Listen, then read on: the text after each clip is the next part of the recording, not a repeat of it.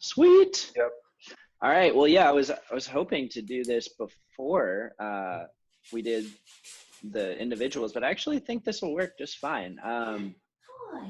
And now you guys have a bit more context that we've gone into it on with each of you. But yeah, could everyone mute for me just so we Yeah, and then if you have a question, you can unmute and say yeah, it. yeah. Thanks. All right. So yeah, this week is, as you've learned a bit today, is really just about trusting this process. It's something that, is not, it's actually not new. Like, it's something that was taught to us. It's something we've taught to other students. And it'll, keep passing down through the ranks of copywriters. And it's proven to work. It's a virtuous cycle. And so that's what we'll get into today. Yeah, I think this guy taught foosball. He's won a few football. Oh, sorry. No, so this is Nick Saban, coach of the Alabama football team. Yeah, so I love this quote because it takes out a lot of the intimidation factor if you really think about it.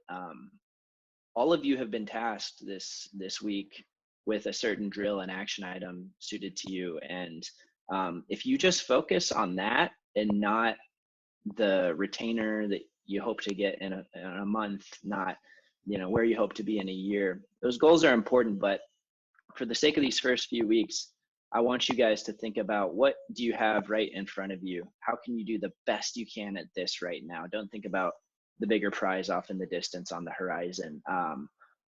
Maybe it's this one subject line, this one email. How can you make this call to action stronger? Yeah, think about what we can do today, the task at hand. I think that's super important, especially at this stage in the process. Yeah, again, like I said, this has worked for many of our students, many of whom have started in places similar to you, sometimes even more raw.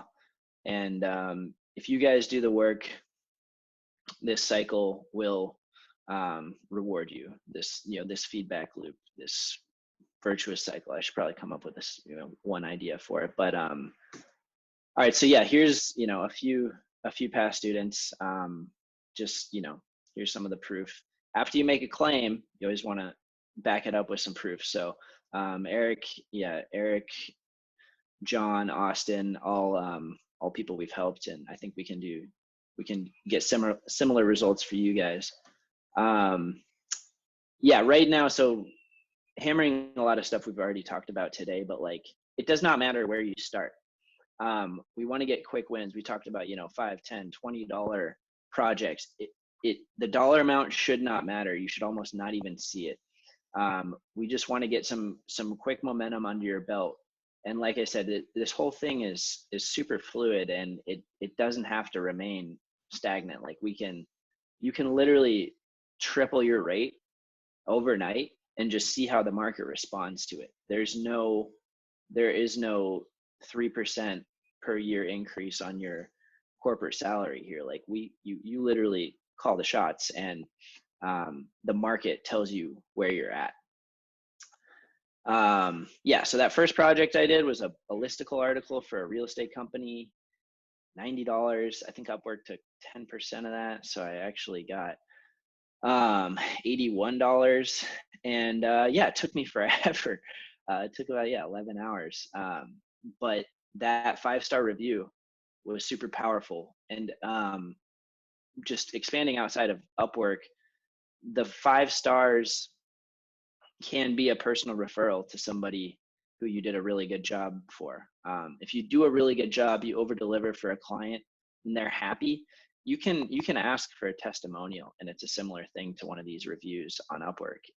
You can ask for a testimonial, and you can say, hey, it seems like you enjoyed working with me.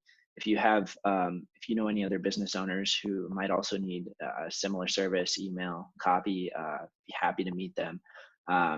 And if you've done your job, if you've done a really good job, they're going to want to refer you because it makes them look good. It's hard to find good copywriters.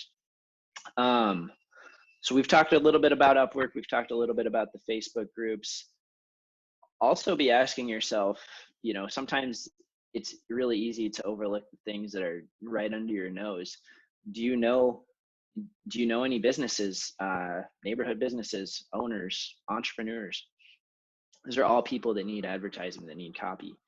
Even before I got this article, I was working with my friend's mom who owned an antique store, and she wasn't making very much money, but she knew she needed advertising. And I think I probably did like 10 hours of work for her for like $120. But they were samples, and they were samples that I put on my Upwork profile. And it gave me a little bit of confidence that I can get paid for this. I know enough to command, a monetary fee for my effort, which, ties back into to getting quick momentum. Yeah, the Facebook groups is a little bit of a longer, I don't know if longer tail's the right thing, but it can pay off if you stick with it. It's going to take a little bit more work, but there is definitely gold in those hills. And, as you chat with people, ask them questions, you can, see landing pages that are running in their business. You can critique that stuff. You can get back to people and Facebook message them, direct message them, using the same approach that we talked about today. Hey, I saw that you have this landing page. Your headline was, I thought I could make the benefit stronger, so I wrote this. If you like this copy, we should chat, and I'd love to see if there's any other ways I can help you. Also, in those groups, sorry to interject. Go for it. People will just post like, "I need a copywriter." Yeah. They'll like some of the groups are like Internet Marketing Super Friends. There's a couple of like the copy hour group. People will post in the copy hour group like, I'm looking for a copywriter. That's how we got like a couple jobs for a couple students in the past. Someone just posted right in the group. So, join those groups. Yeah, and sometimes it's just being the first one to get back. Like, keep an eye on that stuff. And it's a numbers game. Like offers, I have this, offers are the name of the game. If you make 100 offers, 10 people might get back to you, and 3 might become clients. This isn't a factor of your, worth as a copywriter or as a person. It's just business. It's just how it works. Like, I used to do cold calling, and it was the same thing. The more comfortable you can get with hearing no, the faster you'll be able to move forward. So this is Gary Bensavenga. I think he's sold some stuff with some advertising. Has he sold a few things? He's pretty good, but this guy used to suck. I remember hearing a podcast where, like, for the first many years he was a copywriter. He wasn't writing winners after winners. Wait, do you guys know who Gary Bensavenga is? That's okay if you don't. If you don't, he's widely considered one of the best copywriters in history. Greatest living copywriter, I believe. Yeah, he's he just doesn't lose. Everything he writes makes a shitload of money. He's blessed by, I don't know, some higher power, or just by practice. I don't know. But the idea is, like, we all start where we start. The only benchmark you should be measuring yourself against is yourself.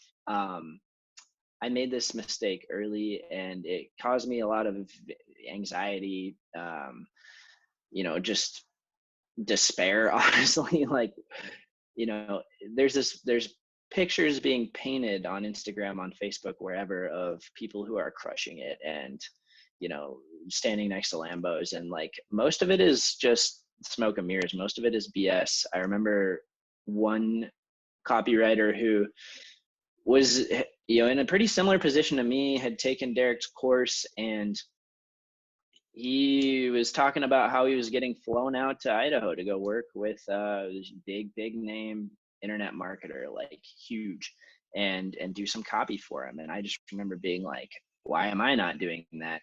I mean, even at this stage in the game, I'd still be like, whoa, that's a big opportunity. But this guy had started like 6 months before and was already doing this. And I remember, it's set this like false expectation of where I should be at. So just remember, like, to only compare yourself to last week, last month, yesterday. Are you getting better?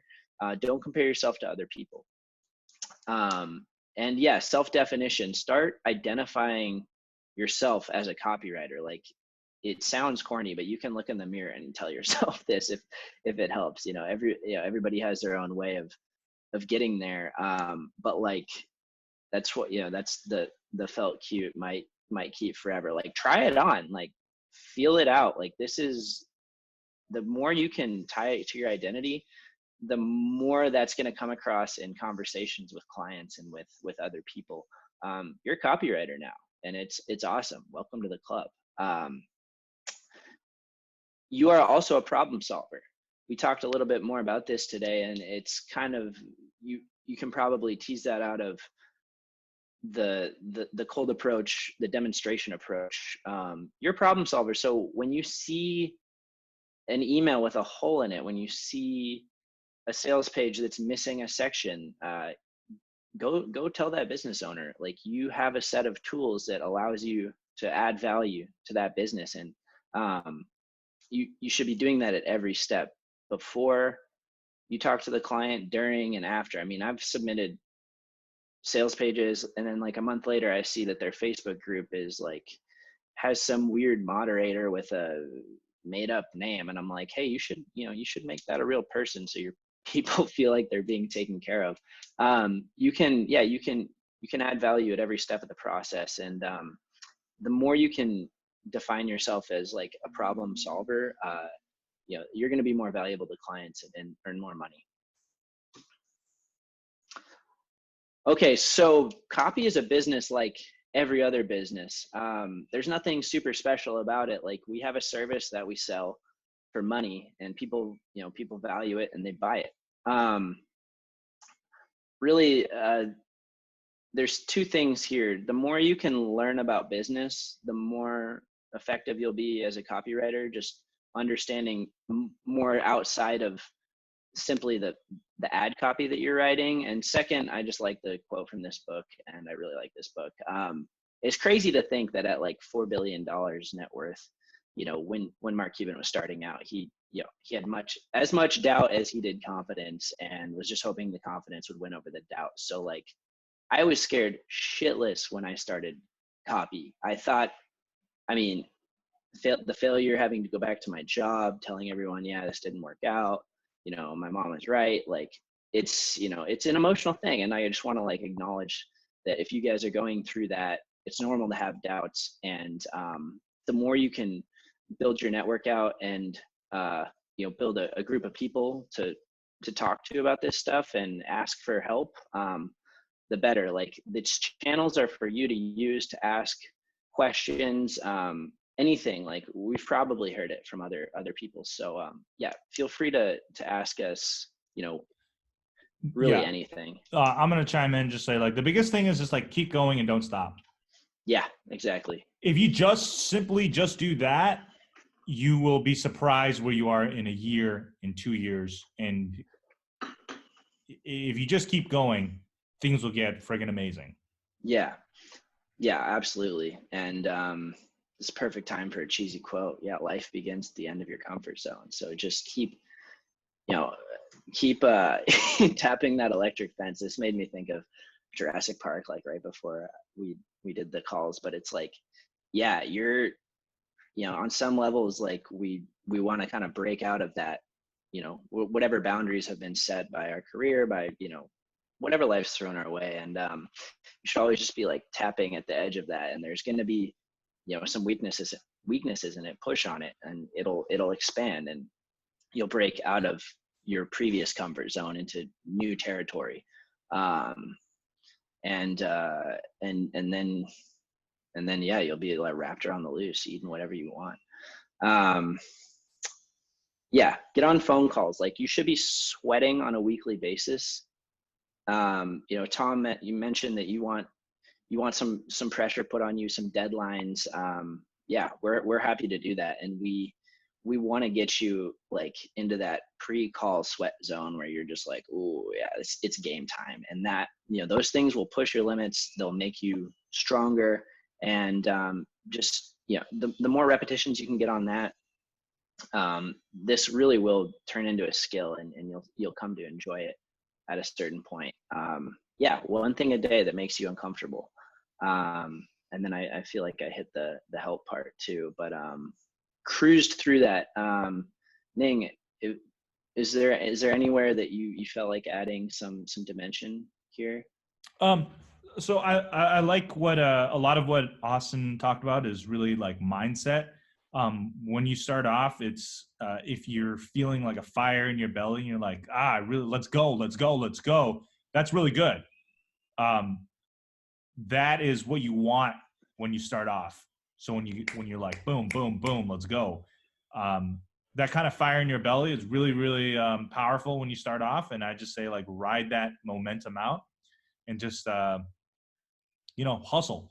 Like when I started out, for maybe like 6 months, I just hustled, no weekends. At the time I was like going out and partying a lot. I stopped all of that.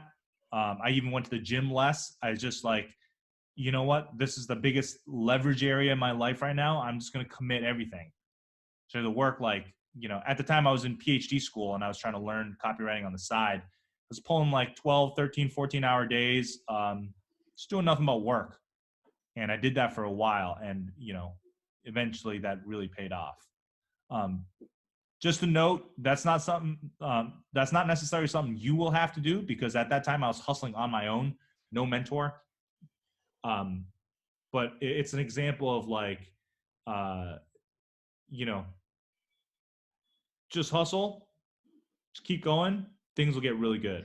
Yeah. Find the fire, because it won't always be there. And if you can harness it, like while it's hot, it can pay huge dividends down the line. Like you think about it, like you don't have to go into this hustle mentality and work 14-hour days for the rest of your life. But if you can squeeze some of that energy out while you feel this momentum, and just really like lean into it and give it everything you've got for 2, 4, 6 months, that stuff will really add up. And we see it in a lot of entrepreneurs who get their start that way and go balls to the wall for a certain amount of time. And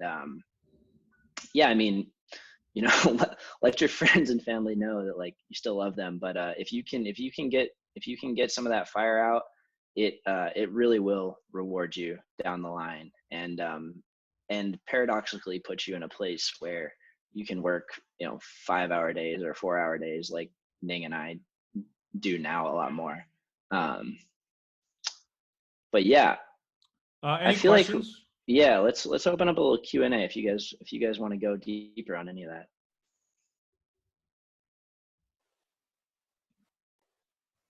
No, I didn't have any questions. Yeah, if no questions, then if everyone's kind of clear on what they need to do for this week, and everyone cool with regrouping at the same time next week? Yeah, and we'll chat about it in the scheduling channel as well and get that pinned down. Okay, so it'll be 2 hours every Thursday, correct? Cool. For now. Okay. Yeah. We may change the schedule up depending. I may have a conflicting call, but we'll find something that works for everybody. All right. Yeah. Okay. Yeah. Cool. Yep. Really good talking to all you guys today. And yeah, great meeting you all. I'm excited to follow up in the channels. Yeah, go ahead. Oh, go ahead, Tom. Yeah. So you said get on phone calls, and like who are you suggesting? As in just any particular type of business you think we should target? Usually when you talk to a business owner, you're going to exchange a couple messages, and then the best way to close them is to get on the phone. Just be like, hey, let's hop on the phone and chat about the project, blah, blah, blah, blah, blah, blah, blah. Yeah. Okay, so you suggest cold emailing first then? Or just after you like point out something wrong with their copy? After you've opened a conversation with them, either through email, chat, Upwork, some people will actually hire you on the spot, via Messenger without actually talking to you. But usually the best way to go is to jump on a call, ask some open-ended questions, and guide them towards, towards hiring you. And we have a sales script. It might sound weird, but and you don't have to like use every point of it like a robot, but it'll provide some frameworks for like how to kind of move people closer to that sale. And we can talk about that more. Yeah. I know that a phone sale or a phone call with a business client sounds super scary. But after you do it a couple times, you'll get used to it a whole lot. Basically what you're doing is you're doing the same thing on the phone call as you do in a normal sales letter. You discover what the problem is, what's their pain point, and then you provide a solution for it. Think about how Austin and I were able to get you all on this coaching call. We hopped on the phone with you and we asked you, what's the problem you're experiencing? What would you like? And then we showed you how we can help you achieve that, relieve that pain point, or to achieve what you want. You're basically going to do the same thing to the business owner. Okay. Do you have a front end that's not working? Do you need copy for this? Do you need copy for this? All right, cool. Here's how I can help you get that. Mm-hmm. Does that sort of make sense? Mm-hmm. Yeah. Okay. All right. Well, so is one of the things we should be doing getting our Upwork profiles ready as well as soon as possible? Yes. Yeah, ASAP, definitely. Okay. Did you say you were going to send some links with? I'm going to send you, some samples of profiles. So I'm not sure what to put what or where. Yeah. This will give you some guidance, but yep, I will send that along. You probably just toss that in general. Yeah. Everyone kind of needs that. Yeah, that's a good idea. Cool. Okay. All right. Any other questions? Cool. Good for now. Yeah. Awesome. So you'll just start sending us like for example, the rest of this week and next week, you'll just send us assignments based on what we're doing. And it's also up to you to go out and find client leads. Right. Find them on Facebook, find them on Upwork. So you can set your own, whatever's realistic. I mean, push your limits, like we said, but try and get in some kind of groove of, reaching out to 4 or 5 people a day, whatever that realistic number is for you. If we have leads come through us, we will post them to the group and for whoever wants to apply to them. I just created a leads channel and I think I invited everybody. Yeah. I forgot to mention all of this, but this is something that I want to toss out there. I need 3 to 4 emails written for a menopause product. So if anyone wants to write, is anyone interested in writing about menopause? I'll do it. Okay. I'll send you info on that. I'm willing to pay like $20 to $30 an email. Throw it in your profile that you help someone with their business. Yep, that'd be brilliant. Okay, cool. I'll toss that in your channel. Right now it's I'll just get you the materials you need. But it'd be cool if I wonder, Austin, what do you think about this? I wonder if we should go through like kind of like a mock client getting process. That would be a good idea. That'd be a good exercise. Yeah. So basically we'll chat in your channel and just kind of mimic what a real business client might interact with. That would be really cool. We should do that. Yeah? Yeah, I think that'd be helpful. That'd be good. Okay, cool. If you guys want to see that, I wonder if we want to do that, open Tom's channel up, or if we want to do that in leads. We could do like screenshots of the thread, or just like a screen share as we scroll or something. Okay, cool. So Tom, I'll basically post what I think like a business client might throw out as like a copy request or something. Yeah. Okay, sure. Okay, cool. All right, guys. Awesome. Awesome. Great talking to y'all. All right. See you soon.